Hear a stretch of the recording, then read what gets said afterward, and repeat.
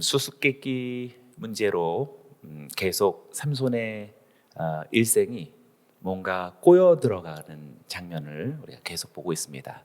정말 수수께끼입니다. 작은 태양이라는 그런 이름으로 정말 너는 태양같이 빛나는 내 아들, 또 우리의 귀한 복된 자녀라는 그런 이름으로 태어난, 모태로부터 하나님의 나실인 되어진 그런 예정된 삶으로 태어난 삼손이지만 수수께끼처럼 자꾸 꼬여갑니다. 어쩌면 이런 장면들은 예수 그리스도를 믿고 하나님의 영광을 향해 나아가는 이 땅의 교회와 성도들의 수수께끼 같은 삶일 수 있겠습니다. 정말 본질적 태생은 얼마나 존귀하고 거룩한 그러한 존재인데 계속 자꾸 이 세속사에 얼룩져진 그런 혼잣물과 찌끼들에 벗어날 길이 없어 보이는 그런 삶을 자꾸 되풀이하게 되는 것이지요. 그래서 삼손의 이야기가 수수께끼로부터 시작되었다라는 사실을 우리는 꼭 기억해야겠습니다. 저와 여러분들의 삶이 수수께끼적인 삶이 되지 않고 진리의 삶이 되시기를 주의 이름으로 축원합니다. 삼손은 아내의 배반이죠. 어쨌든 딤나에 있는 블레셋 여인을 아내로 맞이하는 그 순간부터 무엇인가 문제가 내재되어져 있었던 삶이라고 말할 수 있겠습니다. 그러나 아내에게 문제가 있었던 것만은 아니라 삼손이 그것을 바랬고 또 그것을 찾았으며 또 포도원 근처를 서슴없이 왕래했고 죽은 사자, 죽음을 가까이 할 수 없는 나시인 되어진 자신이 함부로 사자의 죽음에 손을 대고 심지어 그것을 먹고 또 그 부모에게 먹게 하는 그런 일들이 계속 되풀이되었던 것은 이미 자신의 경건의 삶이 아주 오랜 동안 상실되어져 있었던 삼손이었다라는 것을 추측해 볼 수 있습니다. 어찌되었든 블레셋 딥나의 아내의 배반으로 삼손의 수수께끼가 블레셋 사람들에게 알려지게 되었고 내기에 지게 됐죠. 그래서 삼손이 분노합니다. 그래서 블레셋의 한 도시인 아스글론을 습격해서 내기에 지불되어져야 할 베옷 30벌 그리고 겉옷 30벌을 얻기 위해서 아스글론 사람들을 무참히 죽입니다.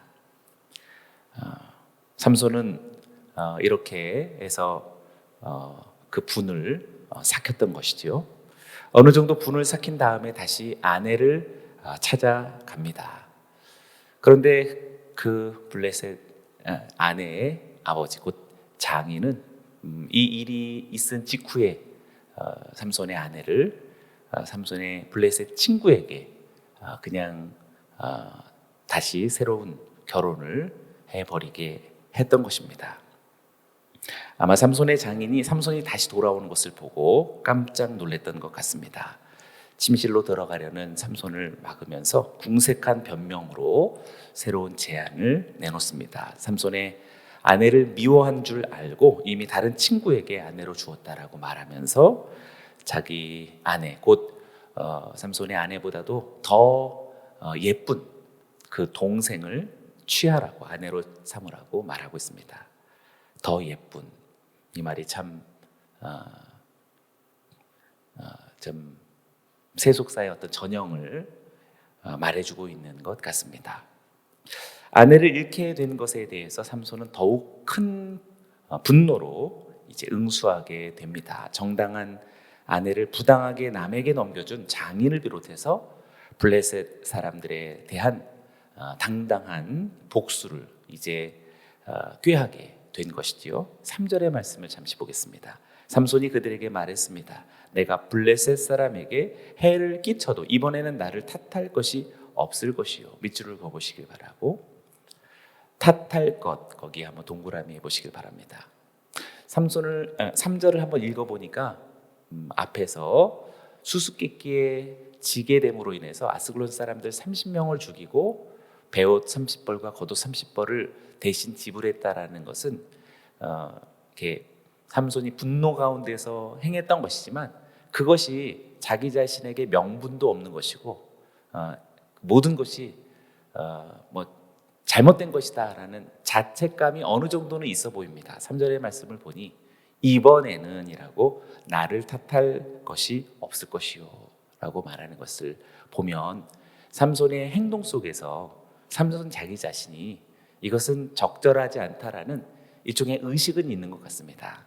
그런데 이번 일은 나를 탓할 것이 없다. 여기서 탓할 것이라고 하는 라아라고 하는 이 말은 허물, 개혁성경에서는 허물이라고 이야기했는데 나에게 허물을 둘 것이 없다라고 말한 것인데요. 내가 잘못한 일이 없다. 나에게 해가 되는 일이 아니다라는 그런 표현을 쓴 것이지요. 3절을 우리가 주목해 보아야 할 것은 우리들에게 양심이 있고 우리들에게 어느 정도 의식이 있는 것입니다.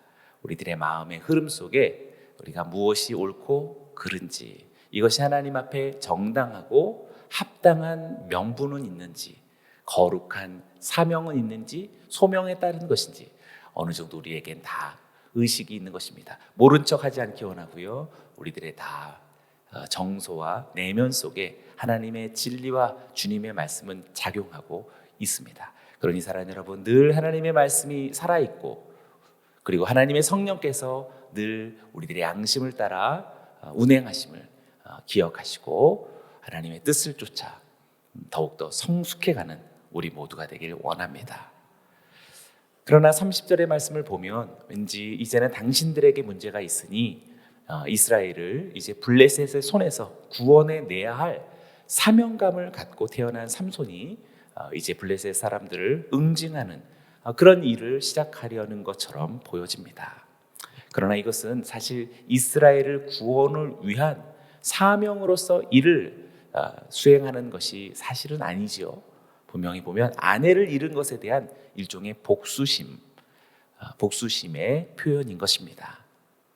물론 하나님은 삼손의 이러한 개인적인 복수극을 통해서라도 하나님은 하나님이 이스라엘의 구원의 그 어떤 여정을 지금 펼쳐가시는 분이시다라는 사실을 맥락 속에서 읽어볼 수 있겠습니다.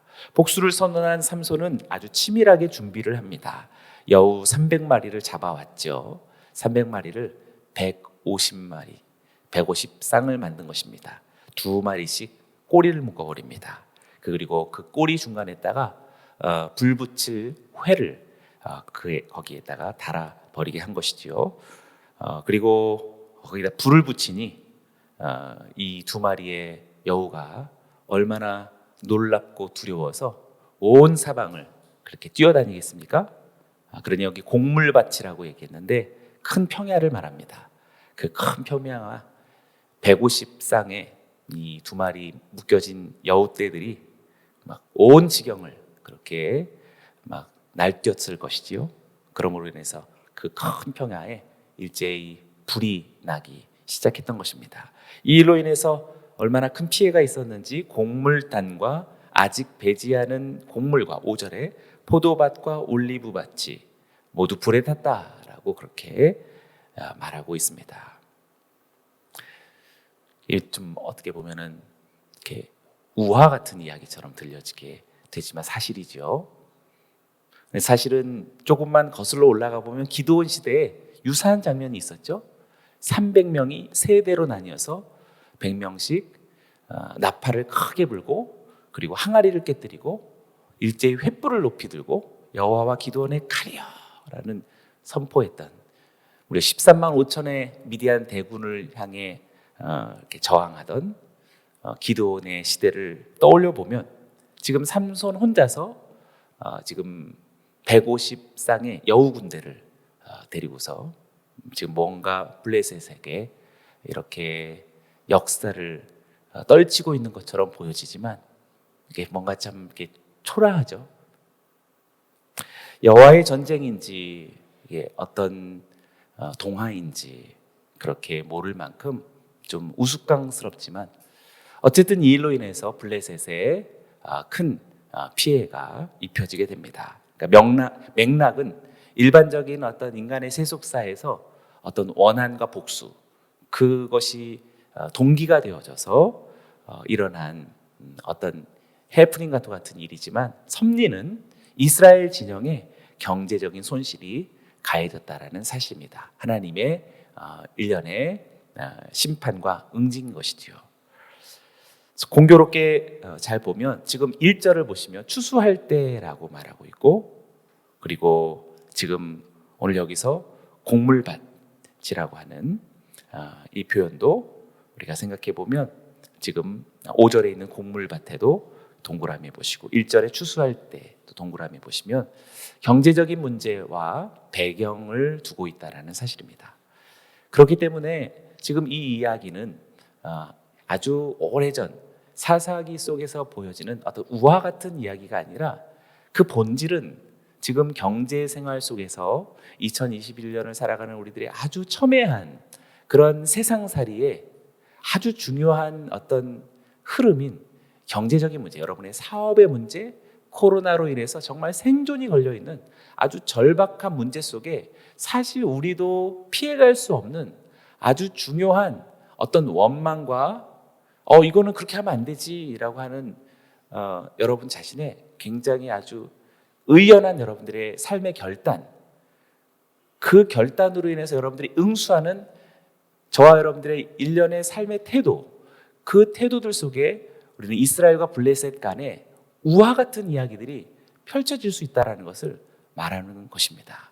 그럼 저는 정말 저와 여러분들이 기도원의 전쟁에 그러한 거룩한 하나님의 전쟁을 우리가 떠올리며 그 영광을 따라 살 것인지, 아니면 정말 개인적인 복수와 손실과 또 그 손실을 다시 회복하려는 그런 옥신각신하는 우리들의 그런 작은 세속사 속에서 동화 또는 우화 같은 삶을 살아갈 것인지, 마치 정말 영광을 살아갈 것인지 수수께끼를 살아갈 것인지 우리들에게 보여주고 있는 것 같습니다. 우리 사랑하는 여러분, 우리는 거듭해서 세상에서 우리들의 모델을 볼 곳이 없습니다. 세속사 속에 배영든 양심과 그리고 이 땅의 실존은 결코 우리들의 본이 될 수 없고, 우리들의 삶의 분명한 목적의 좌표가 될 수 없습니다. 하나님의 말씀으로 돌아오시고 진리가 되신 그리스도 예수를 바라보시고 또 그 영광을 향해 나아가시는 저와 여러분들이 되기를 축원합니다. 당연히 블레셋 사람들은 이렇게 큰 경제적인 피해를 그냥 두고 볼 일이 없겠죠. 누가 이 일을 행했는지, 왜 이러한 일이 일어났는지 혐의자를 조사합니다. 그리고 그 동기를 찾았고 결국 블레셋 사람들은 복수를 감행합니다. 딥나로 가서 삼손의 아내와 장인을 불태워 죽여버린 것이지요. 네, 당시에 이제 고대 근동법, 동태복수법 이런 것처럼 이제 어떤 정당하지 않다라고 하는 것으로 그런 어떤 손해를 당한 이들이 다른 그렇게 손해를 가한 이에게 똑같이 그렇게 복수하는 것입니다. 세상 법의 일환 속에서 그런 시스템이 당시나 지금이나 저는 유사하게 작용하고 있다라고 생각합니다. 블레셋 사람들이 아내와 장인과 그 집을 불사르게 된 것을 알게 되자 삼손은 또다시 복수의 칼을 휘두르게 됩니다. 비록 아내의 배신과 또 장인의 그런 어리석은 일로 인해서 삼손에게 고통을 준 것은 사실이지만, 이 일로 인해서 그 아내와 장인이 불살라져 죽었다라는 이 사실에 삼손이 얼마나 더 격분하고 큰 상처를 입었을지 우리는 충분히 상상할 수 있겠죠. 7절과 8절입니다. 삼손이 그들에게 말했습니다. 너희가 이렇게 했으니 내가 너희에게 확실히 원수를 갚을 때다. 그런 다음에 내가 멈추겠다. 삼손은 그들을 닥치는 대로 죽여버렸습니다. 그리고 그는 내려가 에담 바위 동굴에 머물렀습니다. 물결을 거보시죠. 너희가 이렇게 했으니 내가 너희에게 확실히 원수를 갚을 테다. 물결을 거보시고 또 별표해 보시기 바랍니다. 고대 근동에 정말 아까 얘기했던 동태복수법과 어떻게 보면 동일한 지금 삼손의 태도를 보여주고 있는 것이죠. 블레셋 사람들을 어떤 방식으로 죽였는지 말하고 있지는 않지만 닥치는 대로 죽였습니다. 괄호를 묶어보시고 아주 가혹할 만큼 삼손의 복수가 그렇게 펼쳐진 것 같습니다. 나름대로 블레셋을 처단한다라는 그런 어떤 섭리는 주어졌지만 그러나 방법 속에서 하나님의 의롭고 정당한 하나님의 방법론을 우리는 꾀해야 할 터인데 그러나 그 맥락은 지금 앞서 블레셋 사람들이 삼손에게 응수한 것과 지금 삼손의 응수가 거의 달라 보이지 않습니다. 그러니 여러분 삶의 방법론도 역시 주님의 말씀 속에서 찾아야 하겠습니다. 여러분들의 마음의 상함과 또 삶의 어떤 큰 상처를 알지만 그것을 회복하는 방법론은 역시 하나님의 진리 방법론인 줄로 믿습니다. 하나님의 말씀을 귀 기울이시고 주님께로 들으시고 그 방법의 길을 쫓는 길 대신 예수 그리스도를 따르는 저와 여러분이기를 주의 이름으로 축원합니다. 어찌되었든 블레셋을 처단한 것처럼 보여지지만 그러나 뒷모습을 보십시오. 그는 내려가 에담 바위 동굴에 머물렀습니다. 거기에 밑줄을 긋고 에담 바위 동굴 괄호를 묶어 보시기를 바랍니다. 여기서 에담 동그라미 보시고 에탐이라고 하는 이 말은 육식동물들이 거주하는 자리라고 하는 그런 의미를 담고 있는 말입니다. 그러니 굉장히 어떤 좀 험악한 곳에 머무른 것이죠. 유다 지파와 남방 네게부 지역의 경계에 있는 시몬 지파 거주지에 위치한 그러한 곳인데요. 아주 외진 곳이어서 들짐승들이 많이 서식하는 그런 자연동굴 많은 어느 한 동굴로 보여집니다. 그곳에 머물렀다라고 마치 삼손의 모습이 좀 굉장히 이렇게 거친 그런 모습을 상상해 볼 수 있겠지요. 그래서 여기서 방법론의 일탈된 모습으로서 에탐 바위에 그렇게 숨어 들어간 삼손의 모습이 영예롭고 존귀하며 영광스럽고 멋있어 보이지는 않는 것입니다. 당시 이스라엘의 백성들의 사기가 완전히 저하된 것은 사실이겠지만 그러나 지난날 기드온이 나팔을 불며 당시 사람들 므낫세 사람들을 불러 모았던 그것처럼 지금 삼손도 역시 이스라엘 백성들을 불러 모은다면 어느 정도의 군대를 형성할 수 있고 그들과 함께 블레셋과의 일전에 항전을 벌일 수 있다면 얼마나 하나님께서 그 일을 크게 승리로 이끄셨을 수 있을까요? 그러나 지금 삼손은 홀로 싸우고 있습니다. 맥락은 일반적인 인간의 복수혈전이지만 그러나 어쨌든 결과는 섭리로서 이스라엘 진영에 큰 심판이 계속해서 가해지고 있다는 사실은 분명합니다. 그러니 사실 우리가 순종하지 않아도 하나님은 하나님의 일을 하시는 것입니다. 그러니 사랑하는 여러분, 순종해서 우리가 하나님의 일에 참여할 때 우리가 얼마나 존귀한 사람이 되고 우리가 얼마나 영광스러운 인생을 살아가겠습니까? 숨 쉰다고 사는 것인가요? 아니잖아요. 잘 뭘 먹는다고 여러분들 만족한 인생을 사는 것이 아니잖아요.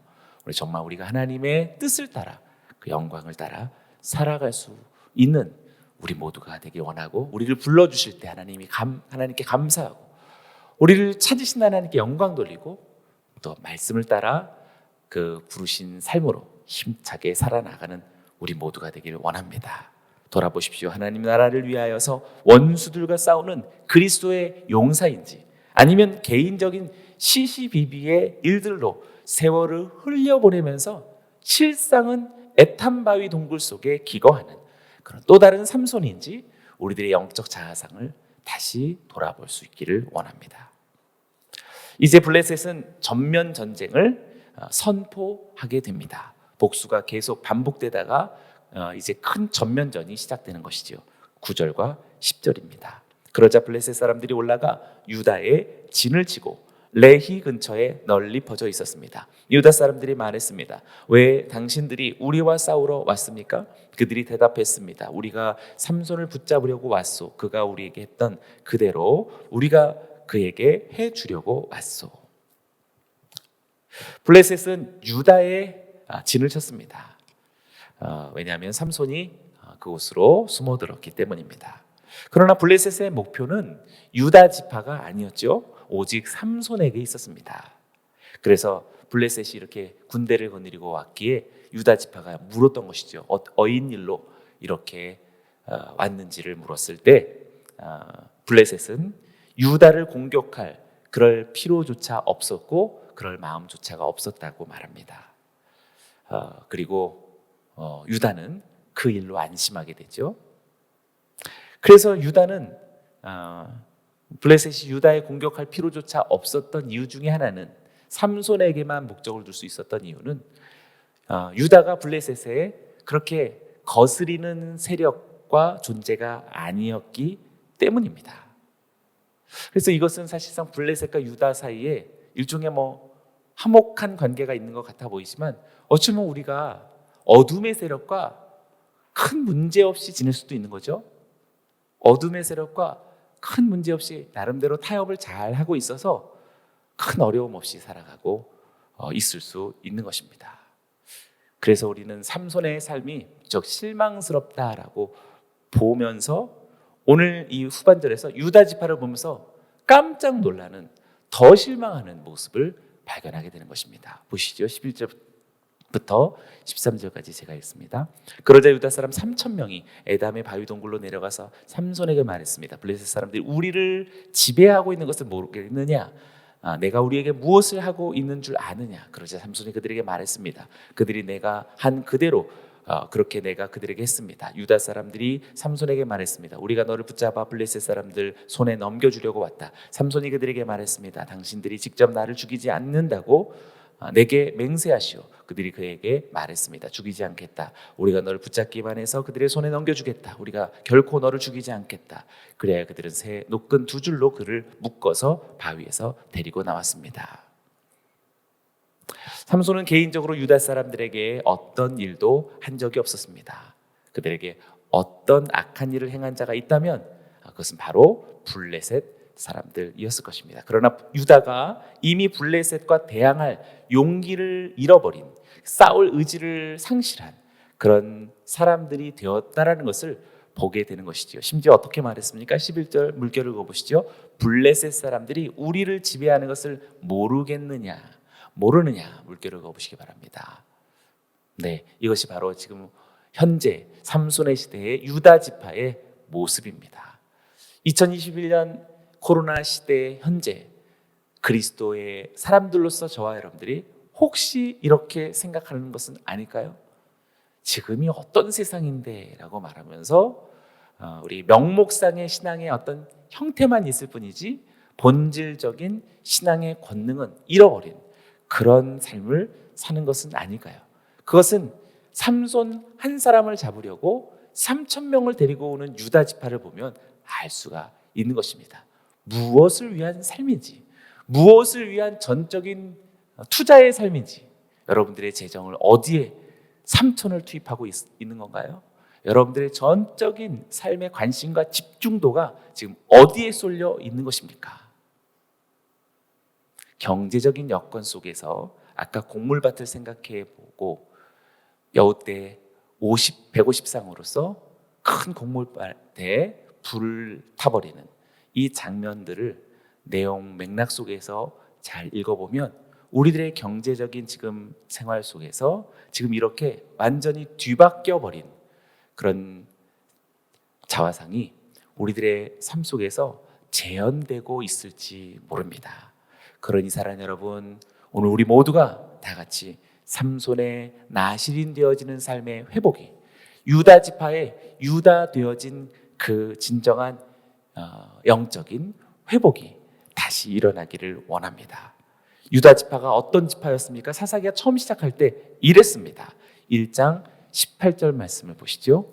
유다는 또 가사와 그 주변, 아스글론과 그 주변, 에그론과 그 주변을 점령했습니다. 지금 여기 도시 이름이 나오는데 다 어디예요? 블레셋 땅입니다. 유다는 가사, 아스글론, 에그론 그 주변을 다 점령했습니다. 너무나 멋진 우리 유다 지파였죠. 사자라 일컬어진 이 유다가 이렇게 블레셋 땅을 점령했음에도 불구하고 지금은 완전히 블레셋이 우리를 지배하고 있는지 모르겠느냐, 너 삼손 문제를 일으켜서 우리들에게 이렇게 해를 당하게 하겠느냐라는 뒤바뀐 목소리가 유다의 입에서 나오고 있습니다. 이스라엘을 대표하는 지파가 유다 지파였는데 블레셋과 공존하기 위해서 구원자인 삼손을 결박해 넘겨주고 있는 장면을 오늘 후반절에서 자주 발견하게 됩니다. 넘겨주다, 넘겨주다. 계속 말씀을 읽고 있다 보면 이스라엘이 예수 그리스도를 넘겨주는 장면이 떠오르게 됩니다. 우리는 그렇게 우리들의 실존을 위해 영광스러우신 영원한 구원자 되신 우리 주님을 원수들에게 넘겨준 우리들의 과거가 있습니다. 그런데 그 과거를 안타깝게도 오늘날 다시 재현하려는 사람들이 있다면 오늘 하나님의 말씀을 듣고 소스라치게 놀라고 다시 복원해야 할 것입니다.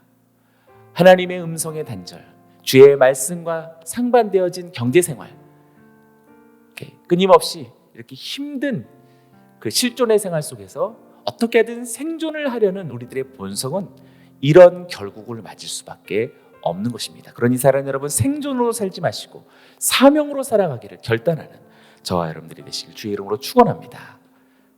이 땅에 내 목숨을 연명하려는 그런 삶을 멈추시고 하나님의 영광과 예수 그리스도의 영원한 생명을 소망하면서 살아간다면 저와 여러분들의 인생도 더불어 존귀하게 높여질 줄로 믿습니다.